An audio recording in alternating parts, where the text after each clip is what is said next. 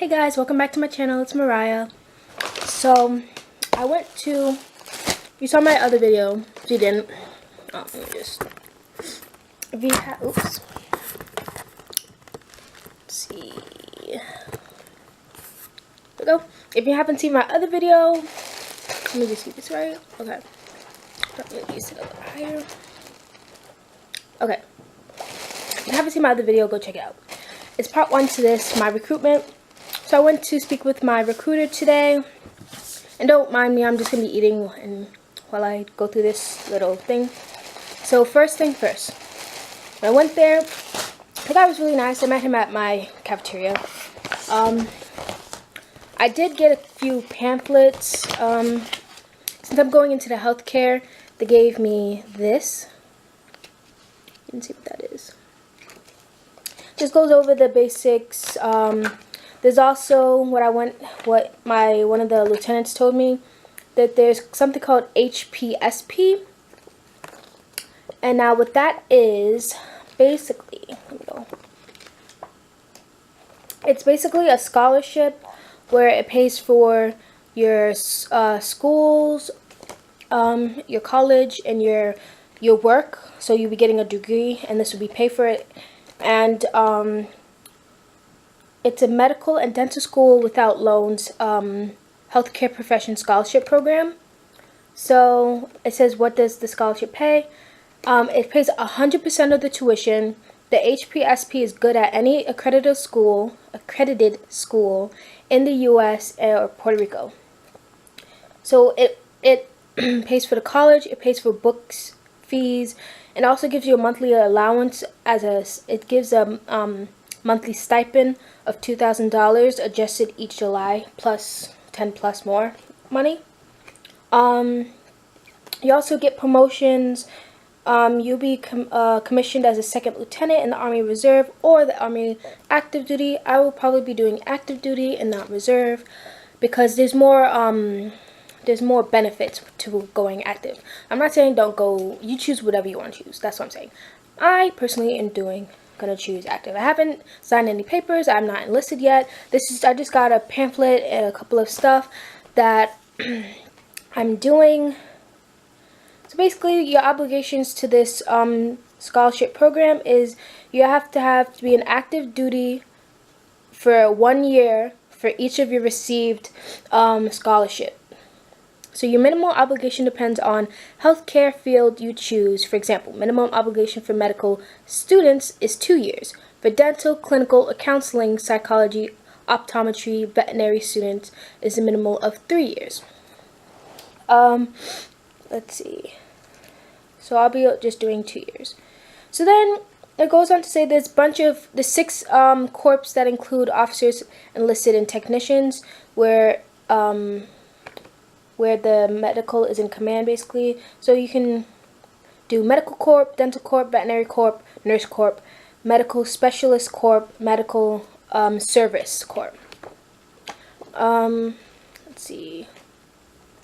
That's basically what that is. It pays for you. The obligation is you have to just be in there for 2 years, and it will pay everything. So first you go through basic training. After basic training, you'll be going through AIT, then doing AIT, you'll be going over your hands-on work, on-book work, like in textbooks and studying.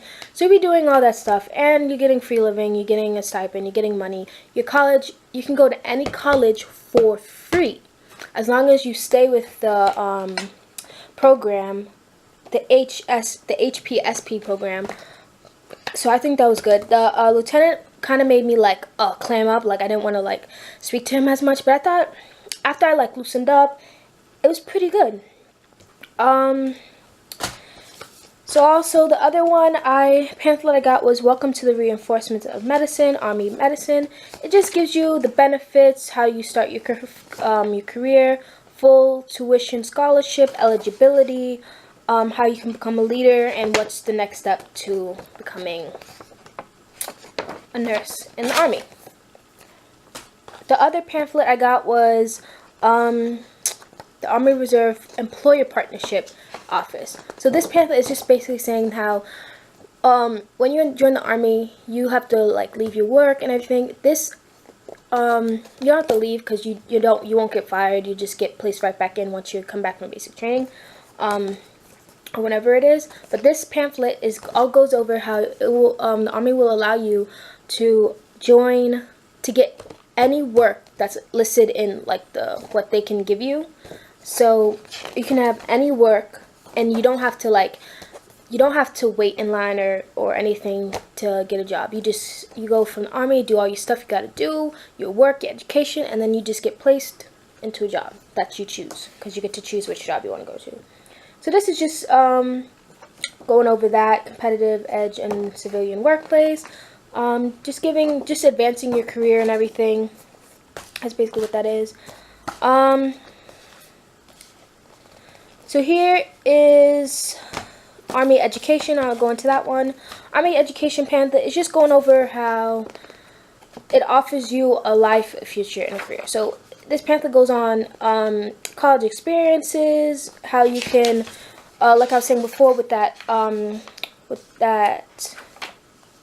scholarship, it allows you to help pay for your education. It gives you financial assistance, educational loan repayment program, the LRP. If you in the Army will repay your loan, so that way you're not like in debt.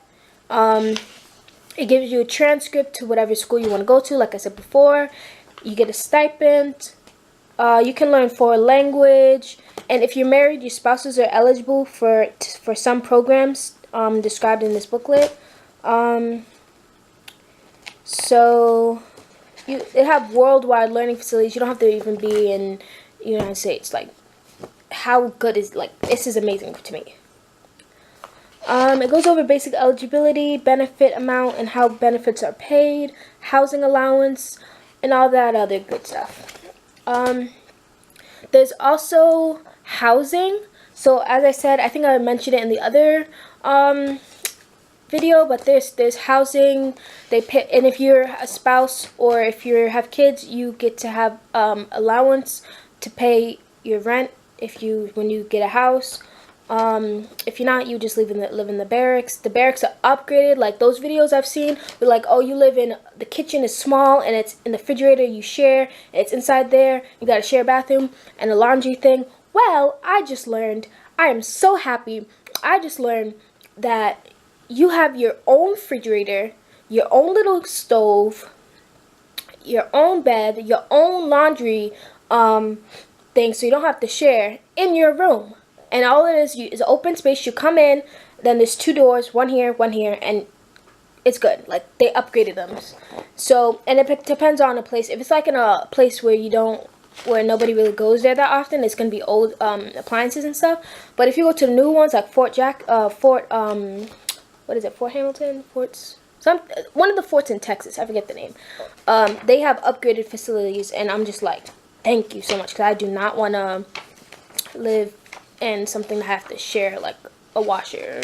I mean, I wouldn't mind, but I'd rather have my own, because if I forget my laundry in there, like, forget your laundry. But basically, it goes. This packet is called "Being a Soldier in the Army and the Army Reserve." This goes over what basic training is going to be like, what it's like going to be living there, how to serve your world, future of success and strength, Army benefits, far from now, becoming an officer, and all that. And what you call it? I don't know. I'm just like so excited for this. I'm so excited. I still have to go over all this stuff with my parents. I already did part of it. So, but basically, this one is just going over your choice, your future, your Army skills and training. This goes over all the combat specialists you go over, the weaponry that you're gonna be in here, Army military occupational specialties, and everything. So we're going over that. The next one is March Success. It's a tutoring program. So even if you're not going, you have a tutoring program that helps you with SAT if you wanted to, math, English, writing, and all that stuff. So you can also do that. I'm doing it for the math because I need to improve my math skills a little bit more. They have common uses. they have running reports, grouping students, and setting up, organizing your students. So they have all that stuff in here. This is basically a pamphlet on how you can get into the online tutoring. I think this is really beneficial to me because I can use this other than for math. I can use this for, even though I need math the most, which is my struggle point, but this is really good for if you need tutoring for math. And that's the pamphlets I got. Right now, I'll also go over the, alright, forget. Here's one more. So I got this shirt. It was so nice there. I had, I forget his name, but I got, it's in my coat. I'll probably, I don't know, I forgot his name. One of the lieutenants there, how about this? He gave me this shirt. It's really nice. Let me see. It's like it's a breathable shirt. Has this. You guys can see that. Just a little logo in the front. It's like really nice material, breathable. It says Go Army on the side. It's like one of those workout shirts. It's pretty nice. So I thought that was nice. So on to the questions. One of the questions I asked was, is it possible to go from reserve to active duty? Answer, yes. Once you do the 2 to 3 years, or 2 years if you want, depending on your major, or not major, your job, you can switch from active to reserve. Now, when you switch to reserve, you don't get as much benefits, but it's still equally as good. That's what I heard. My second questions are piercing allowed? Piercings are allowed. They won't get in the way. Just when you get your physical, when you sign up and enlist, you have to take it out, and then after that, you're free. It says reserve. What benefits are there versus some of the benefits of an active duty? I kind of already went through that. All the benefits of active duty. Just reserve is pretty much the same thing, but instead of being a full-time, you're a part-time. You only go in 1 to 2 days a week, probably Monday, Tuesday, Wednesday, Thursday. That's it. And then you have either Friday or Saturday off. I guess that's what that is. How long will I need to prepare for basic training, and how long is basic training? So basically, I already have the answer to that. I've looked that up online. What I chose is a combat medic specialist.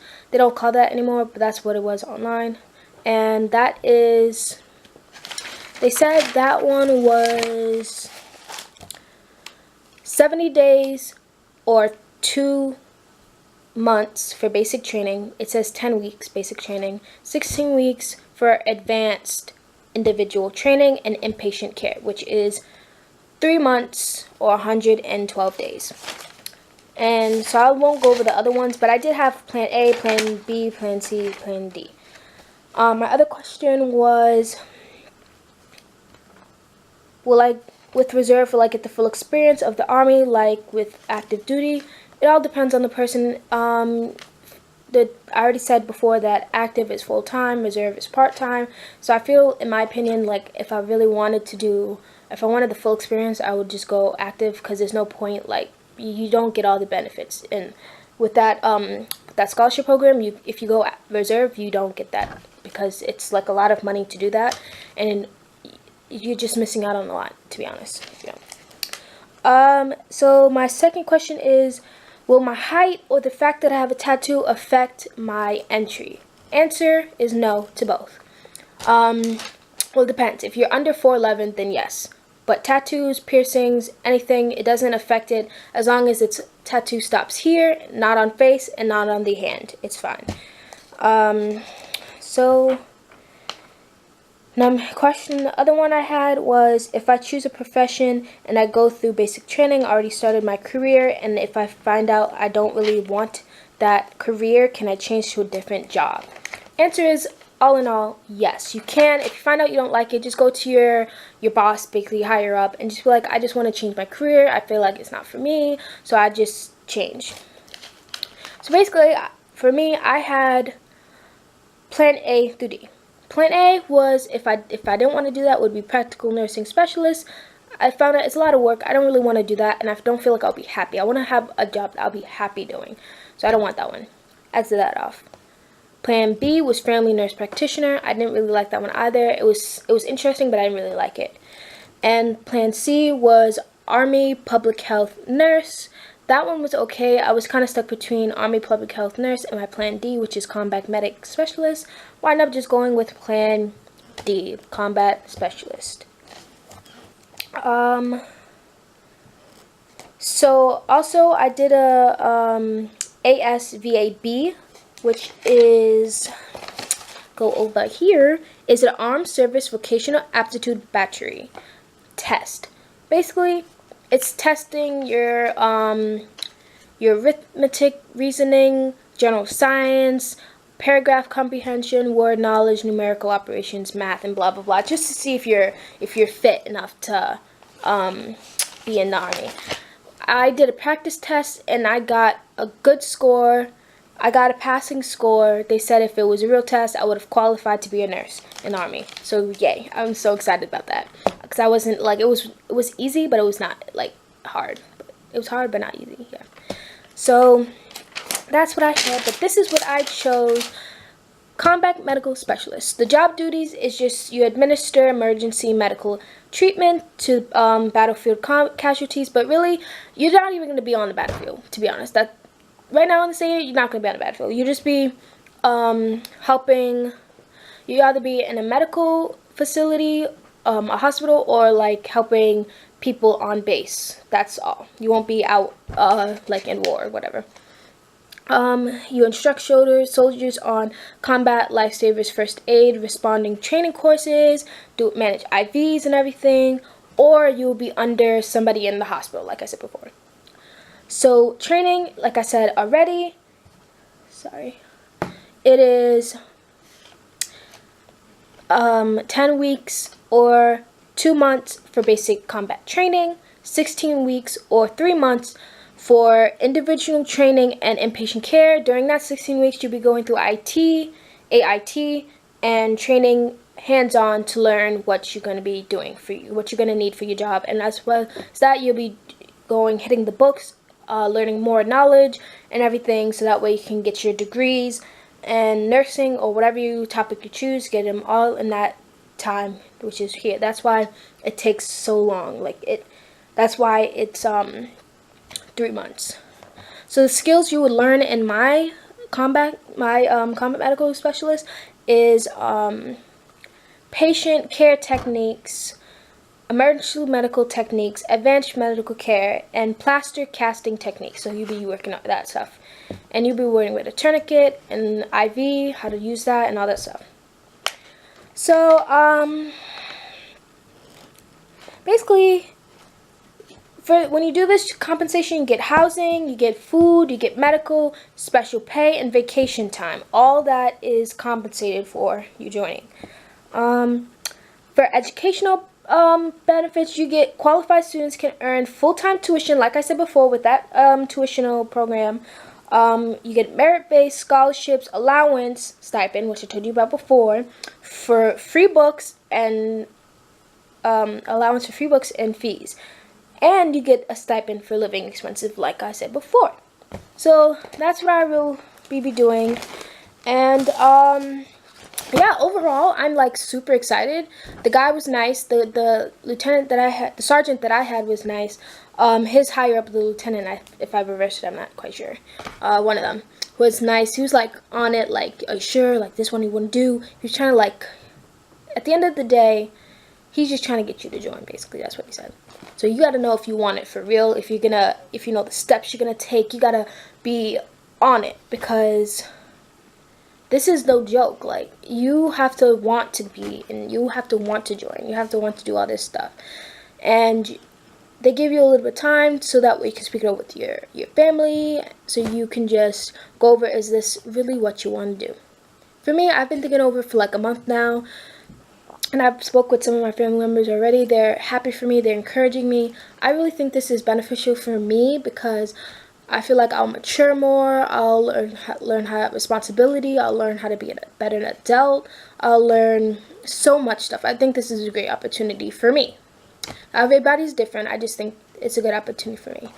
But I think that's all I have to say right now.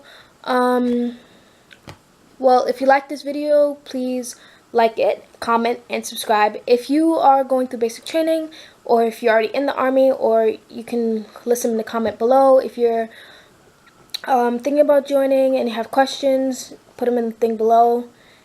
And if you have similar, like, if you know some stuff and you want to give me some tips, you can put them in the comment section below. If you want to like go over stuff as well, I can go over. If you're in the nursing field, you can give me some tips or just put them down in the comment below. Anyway, thanks for watching.